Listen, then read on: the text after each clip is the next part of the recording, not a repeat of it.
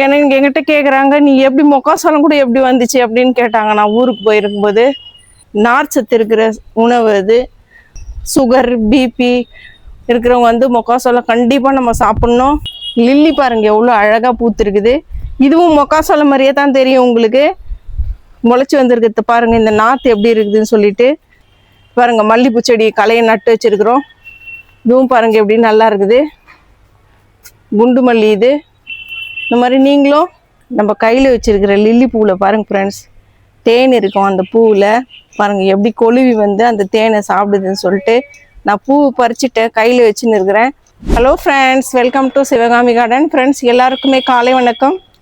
இப்போ வந்தீங்கன்னா நம்ம காலையில் வந்திருக்கிறோம் பண்ணிவிட்டு பூவெல்லாம் இப்போ தான் ஃப்ரெஷ்ஷாக இருக்குது. நம்ம சாயங்காலம் வந்து பார்க்குறதுக்குள்ளே காஞ்சி போயிடுது ஃப்ரெண்ட்ஸ்.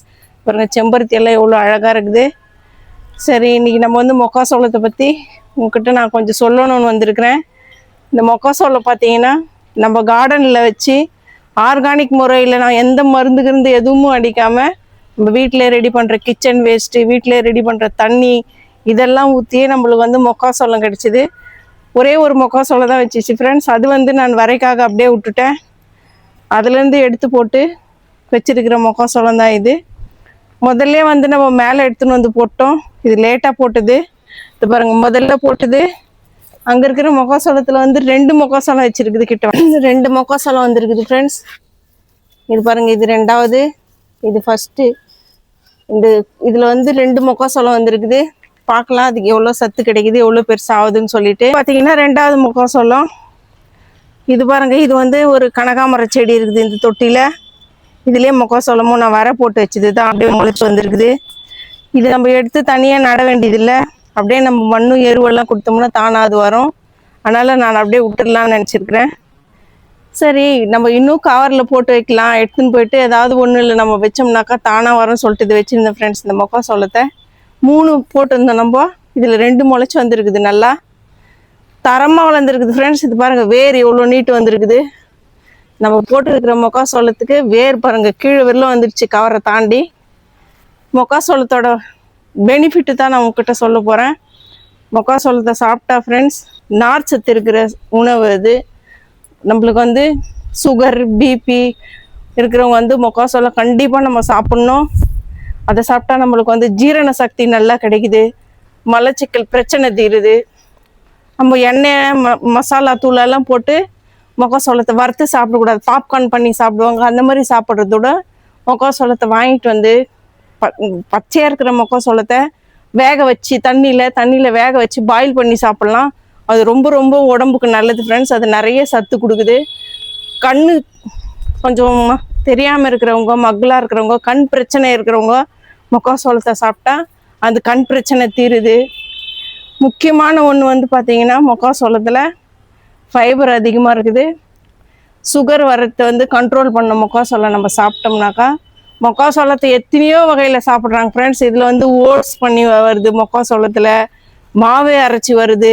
நம்ம அப்படியே மொக்காசோளத்தை அப்படியே கூட சாப்பிட்லாம். எத்தனையோ விதமாக நம்மளுக்கு வந்து சாப்பிட்ற பொருளாக கிடைக்குது மொக்காசோளம். நீங்கள் வந்து வாங்கி இதை சாப்பிடணும், கண்டிப்பாக சாப்பிடுங்க ஃப்ரெண்ட்ஸ். நம்ம ஊரில் இருக்கிறவங்க வந்து இது வந்து ரொம்ப கஷ்டம், இதெல்லாம் வராது.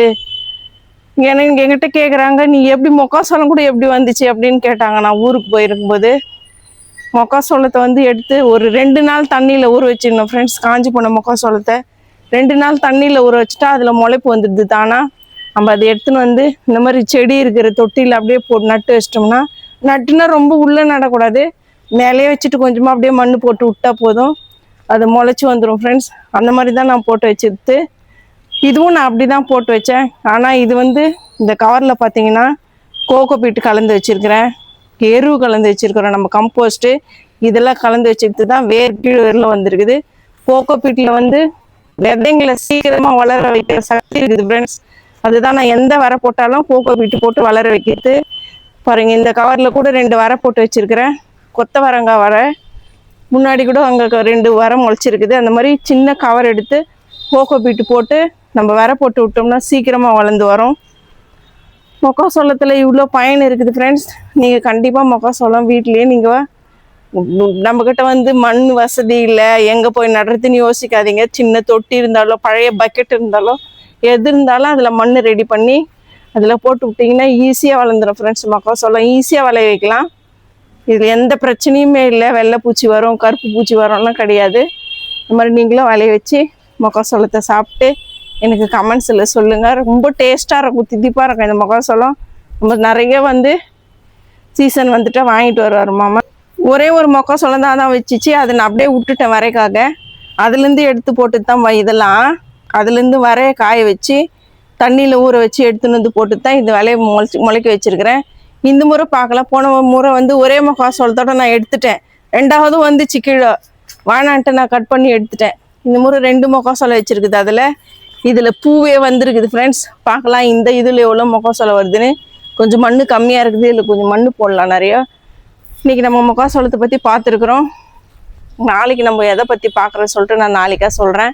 நீங்கள் டெய்லி நம்ம கார்டனில் நம்ம எதை பற்றி சொல்கிறோம், எதை பற்றி போடுறோன்னு சொல்லிட்டு பார்க்கணும், தெரிஞ்சுக்கணுன்னா நம்ம சேனலில் வந்து பாருங்கள் ஃப்ரெண்ட்ஸ். சப்ஸ்கிரைப் பண்ணுங்கள். உங்கள் ஃப்ரெண்டுங்களுக்குலாம் நம்ம வீடியோ ஷேர் பண்ணி விடுங்க. டெய்லி நம்ம புதுசாக என்ன போடுறோம், என்ன செய்கிறோன்னு சொல்லிட்டு நீங்கள் தெரிஞ்சுக்கலாம். லில்லி பாருங்கள் எவ்வளோ அழகாக பூத்துருக்குது. இதுவும் மக்காசோளம் மாதிரியே தான் தெரியும் உங்களுக்கு. முளைச்சி வந்திருக்கிறது பாருங்கள், இந்த நாற்று எப்படி இருக்குதுன்னு சொல்லிட்டு. சம்பங்கி, மக்காசோளம் எல்லாமே பில்லு வகையாக தான் இருக்கும். இதில் வந்து எடுத்து பார்த்தீங்கன்னா வெங்காயம் மாதிரி இருக்கும் ஃப்ரெண்ட்ஸ். இதனுடைய கிழங்கு வெங்காயம் மாதிரியே தான் இருக்கும். நான் வெங்காயம்னு தான் நினச்சேன். இது உங்ககிட்ட நான் ஒன்று எடுத்தே காட்டுறேன் பாருங்கள். இது பாருங்க ஃப்ரெண்ட்ஸ், வெங்காயம் மாதிரி இருக்குது, சாம்பார் வெங்காயம் மாதிரி. இதை ஒன்று நட்டோம்னா போதும், நம்மளுக்கு இவ்வளோன்னு முளைச்சி வந்துடும். போன வருஷம்லாம் ஒரு பூ 2 பூ தான் பூத்துட்டு அப்படியே விட்டுடுச்சு. நான் இதை எடுத்து கட் பண்ணி விட்டேன். இந்த பாருங்க, இப்போ இன்றைக்கி 4 பூ வச்சுருக்குது. நிறைய பூத்துச்சு ஃப்ரெண்ட்ஸ் இந்த வருஷம். அப்புறம் இது இன்னொன்று வந்து இந்த பருப்பு கீரை. இது வந்து ரொம்ப ஐரன் சக்தி இருக்குது இதில். இது கண்ணுக்கு ரொம்ப நல்லது. பெண்களுக்கு வந்து எலும்பு சத்து கிடைக்குது இந்த பருப்பு கீரை சாப்பிடும் போதுன்னு சொல்லிட்டு சொல்லியிருக்கிறாங்க. இதுவும் நம்ம இப்போ செஞ்சோம். நம்ம கார்டனில் வச்ச தண்டு கீரை, பருப்பு கீரை, கரிசலாங்கண்ணி கீரை எல்லாம் போட்டு நான் செஞ்சுருக்கிறேன். வீட்டில் வந்து தானாகவே எல்லாமே நம்மளுக்கு கிடைக்குது. ஆனால் நம்மளை அதை பார்த்துட்டே விட்டுறோம், செய்ய மாட்டேன்றோம். இது வந்து பருப்பு கீரை. இது கிடைச்சா நீங்கள் கண்டிப்பாக விடாதீங்க, செய்யுங்க. எடுத்து குழந்தைங்களுக்கும் செஞ்சு கொடுக்கலாம் ஃப்ரெண்ட்ஸ். வெளிநாட்டிலலாம் இதில் சூப்பு பண்ணி சாப்பிட்றாங்க. நம்ம தான் எதிர்க்கு இருந்து நம்ம விட்டுறோம் இதை கவனிக்காமல். லில்லி பூ பாருங்கள் எவ்வளோ அழகாக இருக்குது, வெள்ளை கலரில் சூப்பராக இருக்குதுன்னு சொல்லிட்டு பாருங்கள். கத்திரிக்காய் வந்து 2 நாள் சொன்னேன் ஃப்ரெண்ட்ஸ். பாருங்க 2-3 நாளில் எவ்வளோ பெருசாக இருக்குதா. பார்க்கலாம் இது பர்த்தா கத்திரிக்காவா ஆகுதான்னு சொல்லிட்டு. காமிச்சிருந்தேன் ஃப்ரெண்ட்ஸ். நான் வந்து சம்பங்கி செடியை கனகாமர செடி வைக்கும்போது இது ஒடிச்சின்னு வந்துச்சுன்னு சொல்லிட்டு இங்கே பாருங்க, இதில் வந்து ஒரு பூக்கிறதுக்கே ரெடியாக வந்திருக்குது. இது ரொம்ப இவ்வளோ பெருசு தான் வச்சுருந்தேன் நான். இதுலேயும் துளிர் வந்து பூக்கிறதுக்கு ரெடி ஆகிடுது ஃப்ரெண்ட்ஸ். நம்மக்கிட்ட எந்த செடி நான் கட் பண்ணாலும் ஒடிச்சாலும் கீழே போட மாட்டேன். அதை அப்படியே பக்கத்தில் இருக்கிற தொட்டியில் அப்படியே நட்டு விட்டுருவேன். அந்த மாதிரி நான் நிறைய நட்டு வச்சுருக்கிறேன் ஃப்ரெண்ட்ஸ். உங்ககிட்ட நான் கண்டிப்பாக அதை நான் எடுத்து காட்டுறேன், ஒரு வீடியோலையும் காட்டுவேன். பாருங்கள் மல்லிப்பூ செடி கலையை நட்டு வச்சுருக்குறோம். இதுவும் பாருங்கள் எப்படி நல்லா இருக்குது, குண்டு மல்லி. இது இந்த மாதிரி நீங்களும் எது கட் பண்ணாலும் போடாதீங்க கீழே, அப்படியே நட்டு விட்டிங்கன்னா தானாக துளுத்துன்னு வந்துடும் ஃப்ரெண்ட்ஸ். நம்ம கையில் வச்சுருக்கிற லில்லி பூவில் பாருங்கள் ஃப்ரெண்ட்ஸ், தேன் இருக்கும் அந்த பூவில்.